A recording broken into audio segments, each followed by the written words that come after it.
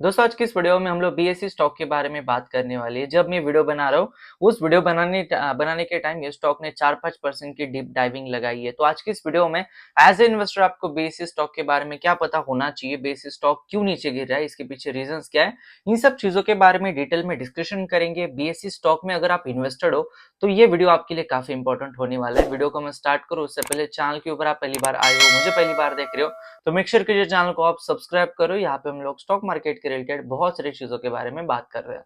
सबसे पहले तो मैं आपको बताना चाहता हूँ कि BSE is one of the oldest exchange in India, और सिर्फ इंडिया का नहीं एशिया में भी सबसे पुराना एक्सचेंज माना जाता है। अगर हम इसके कुछ रिटर्न्स की बात करते हैं तो एक साल में स्टॉक ने 126% तक रिटर्न्स दिए। जहाँ पे पूरा स्टॉक मार्केट थोड़ा स्लगिश पड़ा हुआ था पिछले एक साल में, वहां पे भी इसने अच्छा परफॉर्म किया है। अगर मैं 5 साल की बात करता हूँ तो 5 सालों में 3500% तक इसने रिटर्न्स दिए। लेकिन रिसेंटली क्या हुआ है ना, रिसेंटली कुछ पिछले कुछ मंथ से अगर मैं 6 मंथ की बात करूं, 6 मंथ में भी हालांकि ये अच्छा परफॉर्म कर रहा है, लेकिन पिछले एक मंथ से हालांकि 10% डाउन है।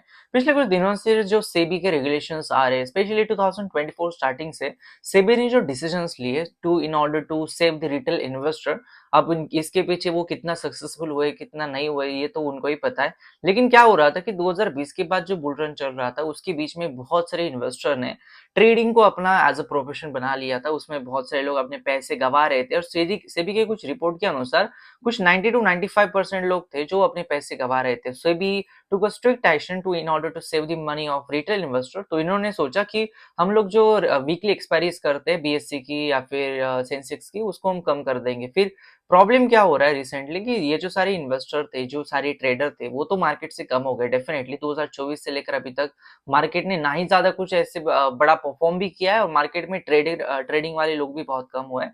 लेकिन इसमें हुआ क्या है कि बीएससी का जो मेन रेवेन्यू आता है, वो जब ज्यादा लोग ऑब्वियसली ज्यादा लोग पार्टिसिपेशन दिखाएंगे स्टॉक मार्केट में, तब जाके इन सारे एक्सचेंजेस का फायदा होता है। तो इनके लिए प्रॉब्लम वही चीज हो रही है कि स्टॉक मार्केट से अगर रिटेल इन्वेस्टर हो गया या फिर जो ट्रेडर्स है वो अगर दूर चले जाएंगे तो हमारे प्रॉफिट्स के ऊपर इसका काफी ज्यादा डैम्पिंग नेचर आ जाएगा। और कहीं ना कहीं इसी वजह से ये जो बीएससी का स्टॉक है आज के दिन भी थोड़ा सा ये डाउन चल रहा है। इसको बिकॉज इसके पीछे एक और एक न्यूज आई है, सेबी ने और एक प्रपोजल रखा है कि आने वाले दिनों में ये जो एक्सपायरीज होने वाली है, इन एक्सपायरीज को और ज्यादा शॉर्टन करने वाली है लोग, और मंथली एक्सपायरीज के ऊपर भी इनका कुछ रूल्स एंड रेगुलेशन ये अप्लाई करेंगे, और ज्यादा स्ट्रिक्ट एक्शन लेंगे। और कहने की इसी रीजन की वजह से आज के दिन थर्सडे के दिन ये स्टॉक ने 4-5% की डीप डाइविंग लगाई है। अब इसके अगर आप थोड़े फंडामेंटल्स देखते हो बीएससी स्टॉक के बारे में, तो मार्केट कैप इसका 92,000 करोड़ के आसपास एक काइंड ऑफ एक लार्ज कैप कंपनी आज के दिन में ये बन चुकी है। अगर हम इसके थोड़े रिटर्न ऑन इक्विटी की बात करते हैं तो इसका रिटर्न ऑन इक्विटी 29.97 के आसपास है, जो कि कोई भी कंपनी के लिए काफी तगड़ा होता है, बिकॉज इनका बिजनेस मॉडल काफी स्ट्रॉन्ग है। बहुत सिंपल सा बिजनेस है दोस्तों, they are providing the exchange for the investor, और इन्वेस्टर वहां से जितने ज्यादा ट्रांजेक्शन करेंगे उतना ज्यादा रेवेन्यू इन सारे बीएससी एनएससी इन सारे एक्सचेंजेस को होता है। अगर हम इसके डेट टू इक्विटी की बात करते हैं तो कंपनी के ऊपर कोई भी डेट नहीं है, तो ये एक बहुत पॉजिटिव बात है। अगर हम रेवेन्यूज की बात करते हैं तो ईयर ऑन ईयर बेसिस के ऊपर भी इसके रेवेन्यूज बढ़ रहे हैं। हालांकि बीएससी के बारे में जो प्रीवियस वीडियो था इसमें हमने डिटेल में बात की थी रेवेन्यूज और प्रॉफिट्स के बारे में।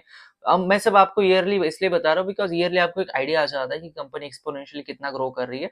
प्रॉफिट्स के अंदर भी आपको एक अच्छी ग्रोथ नजर आती है, लगभग हम बोल सकते हैं 10 टाइम्स लगभग ग्रोथ पिछले 5 साल में हो चुकी है प्रॉफिट्स के अंदर भी। शेयर होल्डिंग पैटर्न में रिटेलर का पार्टिसिपेशन 63% इस कंपनी के अंदर। तो एज एन इन्वेस्टर एक बात हमेशा ध्यान रखो, बीएससी के लिए अगर आगे आगे जाना है तो इंपॉर्टेंट होगा जितने ज्यादा इन्वेस्टर स्टॉक मार्केट में आए, और जितने ज्यादा इन्वेस्टर स्टॉक मार्केट में आएंगे उतना ज्यादा फायदा बीएससी को होगा। अगर इतना इसमें कोई अगर प्रॉब्लमेटिक चीज आ जाती है या फिर इसमें कोई शॉर्ट टर्म स्लो डाउन आ जाता है, जैसे बहुत सारे न्यूज आ रहे हैं कि डीमैट अकाउंट भी कम हो रहे हैं, डीमैट अकाउंट इनएक्टिव बहुत ज्यादा हो रहे हैं, बिकॉज ये क्यों हो रहा था, बिकॉज 2020 के बाद बहुत सारे लोग ट्रेडिंग कर रहे थे। अभी वो ट्रेडिंग वाले लोग चले गए, सिर्फ इन्वेस्टर बचे, तो ऑब्वियसली वो जो वॉल्यूम आ रहे थे मार्केट में थोड़े से कम हो गए।